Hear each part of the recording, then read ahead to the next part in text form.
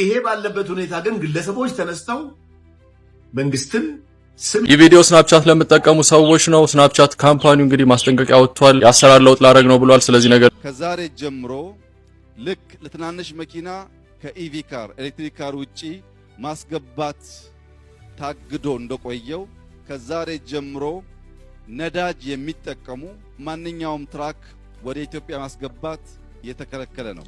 ጤና ይስጥልኝ፣ እንዴት ናችሁ? እንግዲህ ትላንት ማታ የተሰማው ዜና በኢትዮጵያ ውስጥ የተፈጥሮ ጋዝ ወጥቷልና እንደሰማችሁት ጠቅላይ ሚኒስትሩም ከዚህ በኋላ በነዳጅ የሚሰሩ ተሽከርካሪዎች ወይም ትልቅ የሚበሩ ተሽከርካሪዎች ወደ ናቹራል ጋዝ ወደሚሰሩት ይቀየራል ብለው መግለጫ ሰጥተዋል ማለት ነው።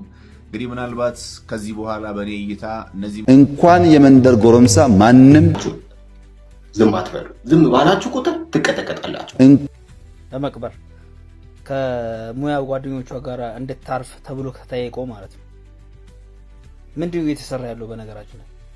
በነገራችን ላይ በትግስት ላይ የሰሩባት ሴራ፣ ትግስት ላይ ያደረጉባት ነገር የሁሉ ይስተልኝ። ውድና የተከበራችሁ የቻናላችን ቤተሰቦች እንዴት ከርማችሁልኛል?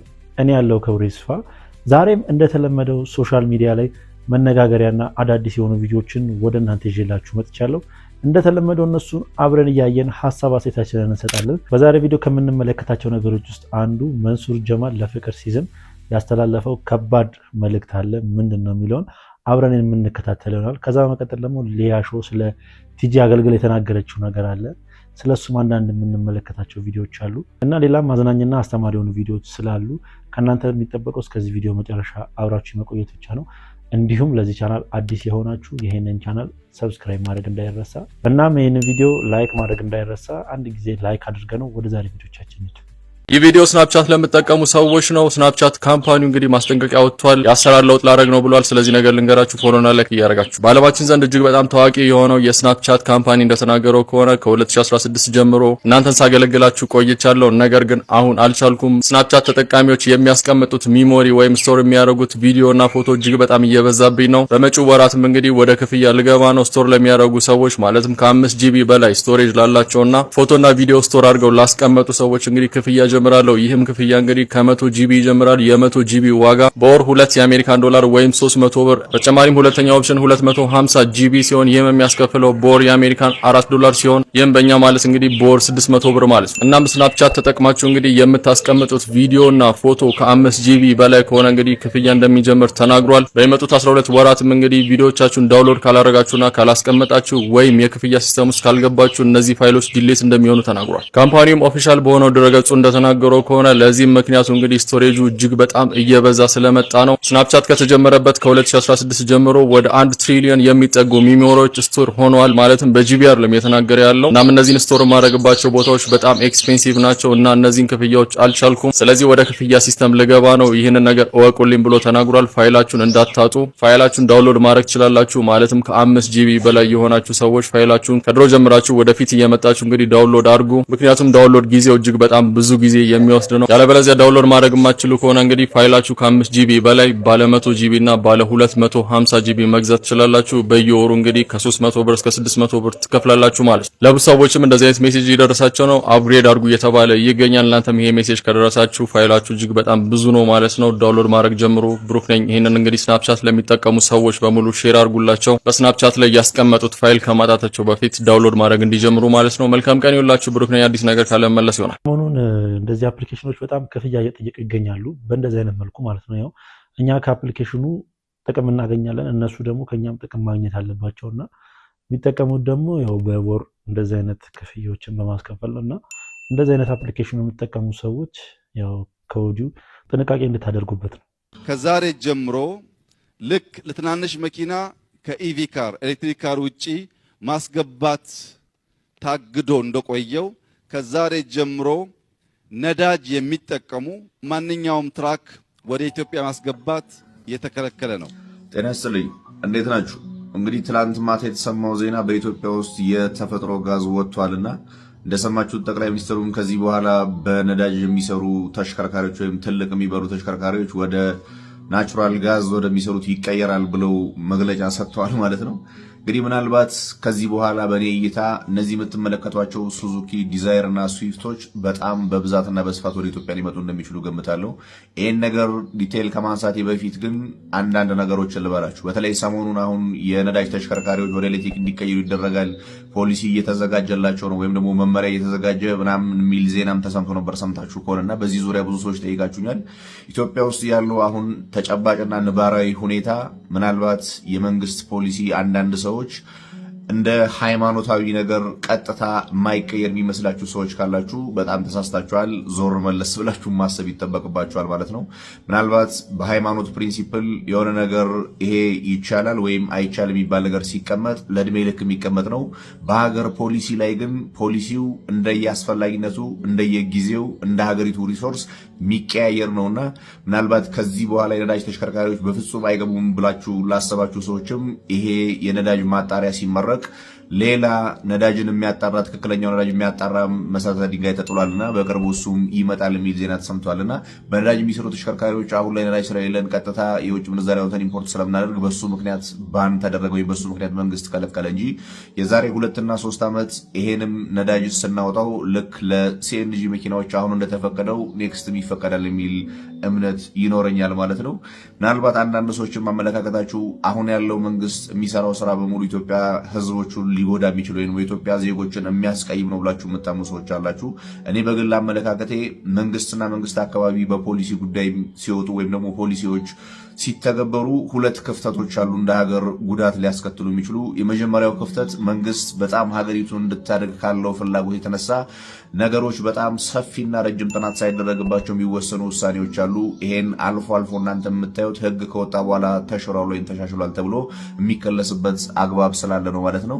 ይሄን የሚያደርገው መንግስት ለዜጎቹ፣ ለህዝቦቹ፣ ለሀገር ሊጠቅም ነው እንጂ ሊጎዳ አስቦ አይደለም። ሁለተኛና በጣም አደገኛ የሆነው ግን መንግስት ውስጥ የሚሰሩ ሰዎች በመንግስት ፖሊሲና በመንግስት ክፍተት ገብተው የራሳቸውን የግላቸውን የግሩፓቸውን የካምፓኒያቸውን ጥቅም ለማስከበር ወይም የራሳቸውን ጥቅም ለማሳደድ ሲሉ የሚሰሩ ሰዎች ስላሉ እነዚህ ዜጎችን የሚያስቀይም ወይ ሀገርን የሚጎዳ ነገር ሊሰሩ እንደሚችሉ እገምታለሁ። በዚህ አጋጣሚ እንግዲህ ይሄ የጠቅላይ ሚኒስትሩን ንግግር ሰምታችሁ ከሆነ ከዚህ ከአዲስ አበባ ተነስተው ጅቡቲ ደርሰው የሚመለሱ ትልልቅ ተሽከርካሪዎች በዚህ በተፈጥሮ ጋዝ መስራት የሚችሉ አሉ ብሏል። አዎ ትክክል ነው። ልክ እንደዛው ምናልባት ለነሱ ሱዙኪ ዲዛይር እና ስዊፍት የሚፈቀድላቸው ከሆነ በተፈጥሮ ጋዝ የሚሰሩ ተሽከርካሪዎች አሉና ይሄ የጋዝ ክምችታችን ከበቂ በላይ ከሆነ ነገ ከነገ ወዲያ ከተማና ከተማ አካባቢ ላይ የትራንስፖርት አገልግሎትን ለመስጠት የሱዙኪ ዲዛይር ሲኤንጂ የሚጠቀመው ቫሪያንት ራሱ የምታውቁት መኪና ሆኖ ሲኤንጂ የሚጠቀመው 55 ኬጂ የሆነ ሲሊንደር መያዝ ይችላል ወይም ጋዝ መያዝ ይችላል። ይሄን 55 ሊትር ጋዝ ይዞ ከ1200 እስከ 1400 ኪሎ ሜትር አንዴ ከተሞላበት በኋላ ሊጓዝ ስለሚችል እንግዲህ መንግስት እነዚህም ላይ ቀረጥ ነፃ ካደረገባቸው እንደ ትልልቅ መኪናዎች የክምችታችን መጠን ታይቶ ነገ ከነገ ወዲያ ከተማችን ላይ በጋዝ የሚሰሩ መኪናዎችን ማየታችን የማይቀርና የሚፈቀር ነው። ከዛም አልፎ ደግሞ አዲስ ይወጣል የተባለው የነዳጅ ሪፋይነሪም ደግሞ በትክክል አውትፑቱ ጥሩ ከሆነና ሶርሱ ከተሰጠን ካለን እንደ ሀገር ነዳጅን መጠቀም የማይጎዳን ስለሆነ ወደ መጠቀምም እንመለሳለን ማለት ነው። ልብ አድርጉ፣ ሀገራችን በጣም ረጅም ዓመት ለወደፊት የሚጠብቃት ወይም ደግሞ የማይቋረጥ ገደብ የሌለው እድሜ ያላት ሀገር ነች። በዚህ እድሜዋ ውስጥ ወይም ደግሞ እናንተ በህይወት እስካላችሁ ብዙ ፖሊሲ ሊቀየር፣ ብዙ ፖሊሲ ሊስተካከል ይችላል። እዚህ መሀል የሚቀየሩ ፖሊሲዎችና የሚደረጉ ማስተካከያዎች ግን የሀገርን ነባራዊ ሁኔታ ያገናዘቡ ናቸው እንጂ እንደ ሃይማኖት ይሄ ሐላል ነው ይሄ ሐራም ነው ተብሎ እድሜ ልክ የሚቀመጥ ፖሊሲ እንደሌለ እናንተም ጭምር ማሰብ ይጠበቅባችኋል ማለት ነው። እኔ የነዳጅ በመውጣቱ በጣም ደስ ብሎኛል። የተፈጥሮ ጋዝ በመውጣቱ በጣም ደስ ብሎኛል። እናንተ ሀሳብ አስተያየት ካላችሁ ኮሜንት ጻፉልኝ። መልካም ጊዜ። ሰሞኑን እንደዚህ አይነት ነገሮች በጣም እየበዙ ይገኛሉ። በተለይ ደግሞ መንግስት የነዳጅ መኪናዎችን ወደ ሀገር ውስጥ እንዳይገቡ አግዶ ነበረ በቅርቡ ማለት ነው። አሁን ላይ ደግሞ ያው ነዳጅ የሚያስገቡትን መኪኖች ነዳጅ የሚያስገቡትን ከጅቡቲ ኢትዮጵያ ከኢትዮጵያ ጅቡቲ የሚመላለሱትን መኪኖች ነው እንዳይገቡ ያገደው ማለት ነው። እና ይህ ነገር ለህዝቡ ጠቃሚ ነው እያሉ ነው ብዙዎቹ። እስቲ ጠቃሚ ይሁን አይሁን መጥቶ ያው ሪዛልቱን ወይ ደግሞ ውጤቱን ስናይ ነው። እኔ እንደዛ ነው የሚመስለኝ። ያው ብዙ ጊዜ እንደዚህ አይነት ነገሮች ሲፈጠሩ ብዙ ጊዜ የሚመቸው ለህዝቡ ሳይሆን ውስጥ ለሚሰሩ ሰራተኞች ወይ ደግሞ ለባለ ሀብቶች ነው ነገሮች የሚመቻቹት። እስቲ ለህዝቡ ይመቻል አይመችም የሚለውን አብረን የምንመለከት ይሆናል። እንኳን የመንደር ጎረምሳ ማንም ዝም አትበሉ። ዝም ባላችሁ ቁጥር ትቀጠቀጣላችሁ። እንኳን የመንደር ጎረምሳ ማንም ኢትዮጵያን በኃይል ማንበርከክ አይችልም። አሁን እንዴ እኔ የፌደራል ቋንቋ ኦሮምኛ ለምን ጉራግኛ ሳይሆን ለምን ትግርኛ ሳይሆን ለምንስ ደግሞ ሌላ ደቡብ አይሆን? ምንድነው ከአንድ ቋንቋ ጋር የሚያጨቃጭቁ እንዴ? አልቻልንም እኛ። ኤኒዌይስ እባካችሁ ዝምታ መጥፎ ነው። መቃወም ያለባችሁ ፊት ለፊት ይወጣችሁ መቃወም ይኖርባችኋል። ሁለተኛ ደግሞ የአንድ ብሔር ትግል ብቻ አታርጉት። የፋኖ ትግል ብቻ የሚለውን እናቆምና የኢትዮጵያ ትግል ወደሚል እንቀይረው። ለምን ኃይል ይኖረናል፣ ጉልበት ይኖረናል፣ ህብረት ይኖረናል፣ ጥምረት ይኖረናል። አንድ ብሔር ላይ ብቻ ስናቀጣቅር መንግስትን ጉልበት ይኖረዋል። እስቲ አንድ ላይ እናድርገው ይሄን ነገር።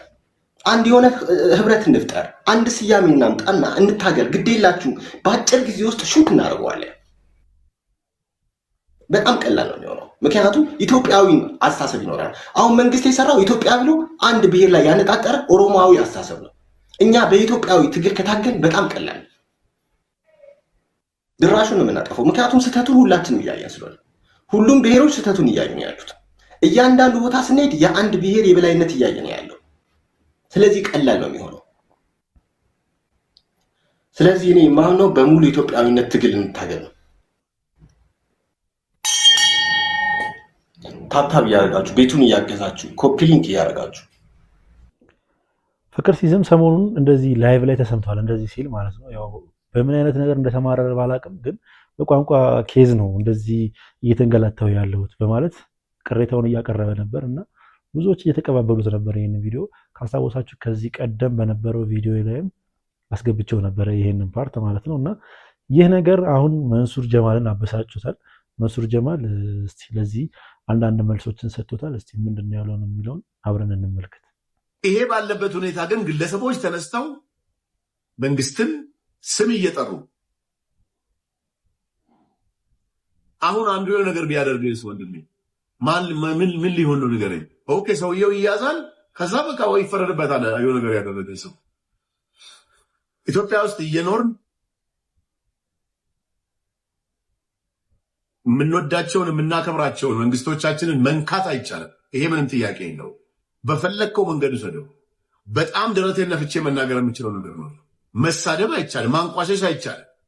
ኤቲክስ አይደለም፣ ህግ አይደለም። ዱባይ አገር እኮ አይደለም መሪውን መንካት ይቅርና ስለ መሪው እንኳን መጥፎ ነገር ብታወራ ወንጀለኛ ነው የሚያደርገው። እዚህ እኮ ተፈለግን እየሆን ነው። እኛ ግን ግለሰብን ጠርተህ መናገር አትችልም። እዚህ ኮሜንት ላይ የምትሳደቡ ሰዎች ስለማናቃችሁ ችግር የለውም። የምናውቀው ሰው ግን ኢትዮጵያ ውስጥ እየኖረ መሪን መንካት አይችልም፣ መሳደብ አይችልም፣ ማንቋሸሽ አይችልም። መቃወም ይቻላል። በሰላማዊ መንገድ ተቃውሞን ማቅረብ ይቻላል። ምንም ችግር የለም፣ መብት ነው። ይሄ ግን ጥላቻን እንደሰማችሁት መንሱር ጀማል በዚህ መልኩ የፍቅር ሲዝም ያቀረበውን ሐሳብ ተቃውሞታል ማለት ነው። ግን እኔ መንሱር ጀማል እዚች ጋር ትንሽ እኔ ግር ያለኝ ነገር ምንድነው እዛች ጋር እሱ የደረሰበትን ነገር ማንም አያውቅም። ፍቅር ሲዝም ያው እንደዚህ ከልቡ ነው ሲያወራ የነበረው። ማንም ሰው ደግሞ ከመሬት ተነስቶ እንደዚህ አይነት ነገር ሊያወራ አይችልም። እና ሲቀጥል ደግሞ ከመንሱር አንድ ወደድኩለት ነገር ሐሳብን መግለጽ ትችላለህ፣ ግን እንደዚህ እየተሳደብክ እየዘለፍክ አይደለም ምናምን ብሏል። እና ይህ ነገር ዝም ይባላል ዝም አይባልም የሚለውን በቆይታዎች ነው የምናውቀው። ብዙዎች እንደተናገሩት ከሆነ ፍቅር ሲዝም ተደብቆ ነው እንደዚህ አይነት ነገር እያወራ የሚገኘው፣ ያው በነፃነት እየተንቀሳቀሰ አይደለም ነው የሚለው። እና እኔም እውነት ይመስለኛል እንደዚህ አይነት ነገር ተናግሮ ዝም ይባላል ብዬ አላስብም። አርቲስት ፍሬህይወትን ለመቅበር ቅድስት ሥላሴ ቤተክርስቲያን ለፉካ ማለት ይሄ ነው። ለፉካ 120 ሺህ ብር ለመሬት ላይ ለሚደረገው ደግሞ ቀብር 500 ሺህ ብር ነው የጠየቀው። ያውም ቅድስት ሥላሴ ቤተክርስቲያን ውስጥ በእንትን ይለንም ቦታ የለንም ብለው ባልወልድ እንድትቀበር ብለው 500 ሺህ ብር ለመሬት ለመቅበር ከሙያ ጓደኞቿ ጋር እንድታርፍ ተብሎ ከተጠየቀው ማለት ነው። ምንድነው እየተሰራ ያለው? በነገራችሁ ላይ ይሄን ነገር ቤተክርስቲያኗ ታውቃለች፣ መንግስት ያውቃል። ምንድነው እየተደረገ ያለው? እዚህ አንድ ሀገር ላይ እየኖርን ሙስሊም ወንድሞቻችን በነፃ እየቀበሩ በነፃ መሬት እንትን እያሉ ስለምንም ኢቭን ኢፍ የሟች ሙስሊም አይደለችም እሷ የሟች ቤተሰብ እዳ እንኳን ቢኖርባቸው የሙስሊሙ ማህበረሰብ የሚከፍል ማህበረሰብ ባለበት 500 ሺህ ብር የሚከፈልበት ምክንያቱ ለምንድን ነው? ያልገባኝ ነገር ለፉካ 120 ሺህ ብር እሱን ተናግሬያለሁ ከዚህ በፊትም። ለመሬት ግን 500 ሺህ ብር የተጠየቀው ምክንያቱ ምንድነው? ምክንያቱ ብቻ ነው ያልገባኝ። መጽደቂያ ከሆነ መጽደቂያም ይሄ የሚያጸድቅኝ ከሆነ ሺህ ዓመት ሳልጸድቅ ልኖር ሺያም ያረ በስመም እኔ ሲኦል በምን ጣሙ ቅድስት ሰራ 500 ሺህ ብር ለቄ ሰጥቼ እምጸድቅ ከሆነ ይቅርብኝ። በነገራችሁ ላይ እንዲህ ያረጋችሁ ማህበረሰቡን ከሃይማኖት ታስወጣላችሁ። ከዛ በኋላ ደግሞ የሆነ ነገር ሲፈጠር እንባከረዩ ገብቷችኋል። እነንትና ነገሌ እነዛ ይሄ በማያገባችሁም እየገባችሁ እና ያያዘለታ የምታወሩ ሰዎች ይሄንንም ተናገሩ። ሃይማኖቷን መቀመቅ እየከተታችሁ ነው እናንተ ወዳችሁም ጠላችሁ የጠቀማችሁ እንዳይመስላችሁ። 500 ሺህ ብር እዛ ለመቅበር አይደረግም። ይህ ነገር ብዙዎችን ቅር አሰኝቷል። በተለይ ደግሞ እንዴት 500 ሺህ ብር ትጠየቃለች ለመቀበሪያ ተብሎ እንዴት 500 ሺህ ብር ይጠየቃል በማለት ቅድስት ሥላሴ ቤተክርስቲያንን ብዙዎች እየተቃወሙ ይገኛሉ። ምን ማለት ነው እንደዚህ አይነት ብር እንዴት ይጠየቃል በማለት እና እስኪ ሌላም የተባለ ሀሳብ አለ። እሱን ሰምተን እንመለስና አብረን ሀሳብ አስተያየታችንን እንሰጣለን። ትናንት የሰማሁት ዜና እኚህን እናት አስታወሰኝ። የኔን እድር የምከፍለው እኔ ስሞት ስንት ነው የምትሰጡኝ ስል 40 ሺህ ብር አለ። ሶ አልኩኝ ግማሹን ለእኔ ስጡኝ። ታዲያ እኔ የቤት ኪራይ 20 ሺህ ብር ነው። ዜናው እንዲህ ይላል። አንጋፋዋ አርቲስት ፍሬህይወት ባህሩን በዘላለማዊ እረፍት ለመሸኘት በቅድስት ሥላሴ ቤተክርስቲያን የቀብር ቦታ ለማስጠየቅ የሄዱ የሙያ ባልደረቦች እጅግ ከፍተኛ የዋጋ ተመን ተጠየቁ። ለቀብር ቦታ የተጠየቀው ከፍተኛ ክፍያ ፉካ ውስጥ ከሆነ 120 ሺህ ብር መክፈል፣ ግቢ ውስጥ መሬት ላይ ለመቀበር 500 ሺህ ብር ወይም ግማሽ ሚሊዮን ብር መክፈል ግዴታ ሲሆን ይህም በብፁዕ ቅዱስ ፓትርያርኩ ፈቃድ መሆን አለበት ይላል የጉርሻ ፔጅ ዜና። ታዲያ የአርቲስቷ ቤተሰቦች የሙያ አጋሮቿ ወይም የገባችው እድር መክፈል ይችላሉ አይችሉም ሳይሆን ዋናው ሐሳብ ምን አለ በቁም እያለን ብንረዳዳ የሚል ነው። ስንሞት ለመዋጮና ለመስጠት የማይሰስት እጅ ምን አለ በቁም እያለን ችግሮቻችንን መፍቻ ብናደርገው። እናንተስ ምን ትላላችሁ? ዛሬን ለነገ እንኑር። መልካም ጊዜ። ይህ ነገር በአሁኑ ሰዓት ላይ ብዙዎችን እያስቆጣ ይገኛል። በተለይ ደግሞ የኦርቶዶክስ ተዋህዶ ምዕመናንን እንዴት እንደዚህ ነበር ይጠየቃል። ምዕመናኑ የገዛ ቤተክርስቲያናቸው ላይ እንዲነሱ አድርጓል ማለት ነው። አሁን የሰማነውም ሁለቱም ከቲክቶክ ላይ ያመጣሁላችሁ የኦርቶዶክስ ተዋህዶ ምዕመናኖች ናቸው ሁለቱም። እና እንዴት እንደዚህ ነበር ይጠየቃል? ሰው በህይወት እያለ የሌለውን ብር እንዴት ሲሞት ለመቃብር ተብሎ ይጠየቃል በማለት ብዙዎች ሀሳባቸውን እየሰጡ ይገኛል። እና እኔም እንደነሱ ነው የማስበው። እንዴት ሰው በእቺ ግለሰብ እቺ አርቲስት ያው ከጓደኞቿ ጋር ከባልደረቦቿ ጋር ያው ቅድስት ሥላሴ ቤተክርስቲያን ማለት ብዙ ጊዜ የሚታወቀው ትልልቅ ባለስልጣናትና ያው አርቲስቶች ምናምን ሲቀበሩበት ነው እኛ የምናውቀውና እንዴት እንደዚህ ነበር ይጠየቃል በማለት ብዙዎች ተቃውሟቸውን እያሰሙ ይገኛሉ። እስኪ እናንተ በዚህ ቪዲዮ ላይ ምን አይነት ሀሳብ አስተያየት አላችሁ? ናና ዘርህን አምጣ ጊሚ ዛሬ ልጆ ኮምፓስ ወደ ኬኳ አባት ዞሯል ይላል። ሚስቱ ኖ አለች። ኖ ሞር ቤቢ አለች ሚስቱ። ስለዚህ የኔ ፍቅር ኬት ይምጣ። ሳስበው ደግሞ የሚወለድለት ወንድ የለም እንዴ?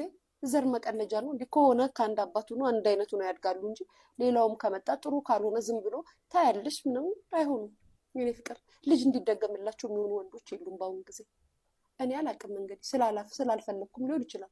ያው የማውቀው አንዱ የኬኳን አባት ነው። እሱም እንዳልኳችሁ ነው። ሚስቱ ከለከለችው። አሁን ደግሞ ዱባይ ሄደዋል። ሰማችሁ? ዱባይ ሄዱ የኬኳ አባት። ተውኝ አልኳችሁ። ከዱባይ ሽቶ፣ ሰዓት፣ መነጽር ምናምን አመጣችለት። ከዛም በኋላ ቱርክ እንደዚህ አይነት ዕቃ አለ ምናምን ዱባይ ምናምን ትመላለሳለች እንደሰለኝና ቱርክ ላይ እንደዚህ አይነት ዕቃ አለ ምናምን ኮልኮሌ ያልኩት እኔ እናንተ ኮልኮሌ ቱርኪ ምርኪ እዛ የ15 የ25 ዲናርን ዕቃ ገዝታለ ደግሞ ታቅ ጉቺ ስቶር ገብታ የገዛችልን መሰለህ እንዴ ትስ ምናምን ነገር አልኩት። እኔ እኮ የእናንተ እህት እኮ ፐርፊውም እንኳን ስገዛለት እኮ ቱርክ ኤርፖርት ውስጥ ገብቼ እኮ ነው ጋይስ ዲቲ ፍሪ እኮ ነው ብገዛለት። እሷ እዛ ርካሽ ከሆነበት ከዱባይ ምናምን ሞል ነው ምናምን ከሚባልበት ገዝታ ሰጣው። መነጽሬ ቱርኪ ምርኪ ምንድነው ባንጋሊ የሚያደርገው መነጽር ይዛለት መጣ። ኦ ማይ ጋድ አላለም። እኔ እኮ የቱርክ አክተር የሚያደርጉትን መነጽር እኮ ነው ይዤለት የምመጣው ጋይስ። የአሜሪካ ሆሊውድ አክተር የሚያደርጉትን መነጽር እኮ ነው ይዤለት የምመጣው። ቱታስ ብትሉ እንደው በእጅ ያዝክ ወርቅ እንደ መዳፍ ይቆጠራል ነው የሚባለው፣ እንደ መዳብ ይቆጠራል ነው የሚባለው። እንደዛ ሆኖበት እንጂ ጭራሽ ከዱባይ ካለ እቃ ጋር የቱርክን እቃ ማወዳደሩ ራሱ ይገርማል። የምሬን ነው። በነገራችን እየቀለድኩ አይደለም። ቲርኪ ሚርኪ ባይሆን ሚስትክ ከዱባይ ሂማኔር ታምጣና አልኩት ልስራላት። እኔ እናንተ ምክንያቱም እንደምትገኝ እኔ ሂማኔር ሳረግ በጣም ነው የሚያምርብኝ። ቢያንስ ለአንተ የትርኪ ምርኪ እቃ ከምታመጣ ካልኩት እኔ ዘር ላለው እሱ የዱባይ ሰዓትና ሽቶ ያሳየኛል ትርኪ ምርኪ እና በአፍንጫ ይቅር ብዬ ተውኩት። እና ለዘር የሚሆን የለም ልላችሁ ፈልጌ ነው። ቤተሰብ እየመጣችሁ ውለጅ አትበሉ። ወልጃለሁ ኬኳ እሺ ናት ለኔ። ትመጡና ውለጂ ድገሚበት፣ ሁለቱን እንደዚህ ሁሉ አንዱ ያው ነው ያድጋል። ኬኳ ሺውና ነው ያደገችው ለኔ ኬኳ ሺ ታውቃላችሁ። ሺ አንድ አለችው ኬኳ እናት ቤት ውስጥ እናቴ ሴቶቹ የሚያደርጉትን ነው። ሶፋ ከዚህ ጠረጴዛ ላይ ወጣ ሺ አንድ አይደለችም ኬኳ። ወንድም ሴትም ናት ቤት ውስጥ እናቴ ሴቶቹ የሚያደርጉትን ነው። ሶፋ ከዚህ ጠረጴዛ ላይ ወጣ በዛ ጋር ተገልብጣ እዛ ጋር ትሄድላችኋለች። ገና በሁለት ዓመት ከሁለት ወሯ በዚህ እዚህ ላይ ወጣ በዚህ ሶፋ ጋር አድርጋ ትገለበጣለች። ሄዳ አክሮባት መኪናዋ ላይ እንደዚህ ብላ በሩ ጋር አይደለም ብትገባው በፊት ለፊት ጋር ነው ብትገባላችሁ። እንደዚህ ብላ አክሮባት ሰርታ ገብርኤልን። ስለዚህ ምን አልሽ? እንግዲህ ሊያሾ ስለ ልጇ አባት በዚህ መልኩ ተናግራለች። ሊያሾ እንግዲህ ስናቃት አይደለም ለሌላ ሰው ለልጇ አባት ራሱ እንደማትመለስ በዚህ ቪዲዮ መመልከት ይቻላል። በነገራችን ላይ በትዕግስት ላይ የሰሩባት ሴራ፣ ትዕግስት ላይ ያደረጉባት ነገር የሁሉንም እርዳታ ሰብሳቢ ጅብነት ነው ያዩት። እግዚአብሔር ምስክሬ ነው። በቃ ጅብ ራስ ወዳድ ጥቅመኛ ለጥቅማቸው ሲሉ የሚኖሩ ተንከሲሶች እንደሆኑ በደንብ አይቼበታለሁ። እና የሚፈልጉት አንደኛ ነገር ስማቸውን ነው የሚያድሱበት፣ ስማቸውን ነው የሚገነቡበት። ሲቀጥል ደግሞ የራሳቸውን አካውንት ነው የሚሞሉበት። ከዛም ሲተርፍ ሰዎችን ሰፖርት ያደርጉበታል። በነገራችን ላይ ሰውን ለመርዳት ሰው መምረጥ አይጠበቅብህም። ሰውን ለመርዳት ብሔር መጠየቅ አይጠበቅብህም።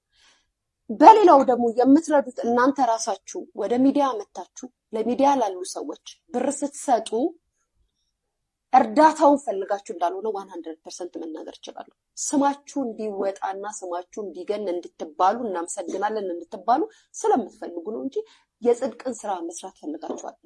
ሰሞኑን በእርዳታ ስም በጣም ብዙ ነገሮች እየተባሉ ነበረ። ሚኪ ፊታውራሪ ማንሳት ይቻላል። ሰሞኑን ትናንትና ባቀረብኩላችሁ ደግሞ ቪዲዮ ሰለሞን ቦጋለም ልክ እንደዛው እና ብዙዎች ከእርዳታ ጋር ስማቸው በጣም እየተነሳ ይገኛል እና ይህ የእርዳታ ነገር ህዝቡን ይጠቅማል ወይስ ይጎዳል የሚለው ይህን ጥያቄ ለእናንተ ትቼዋለሁ። እናንተ ሀሳብ አስተያየታችሁን ስጡበት። ለማንኛውም ምርጦች የዛሬ ቪዲዮቻችን እነኚህን ይመሳስሉ ነበረ። ቪዲዮቻችን እንደተመቻችሁ ጥርጥር የለኝም። ቪዲዮ ከተመቻችሁ ላይክ፣ ሼር፣ ሰብስክራይብ ማድረግ እንዳይረሳ። በተለይ ሰብስክራይብ በማድረግ የቻናሉ ቤተሰብ እንዳይረሳ። ሀሳብ አስተያየት ካላችሁ ኮሜንት ሴክሽን ላይ ያስቀምጡልኝ። በቀጣይ ቪዲዮ እስክንገናኝ ድረስ ሰላም ቆዩልኝ።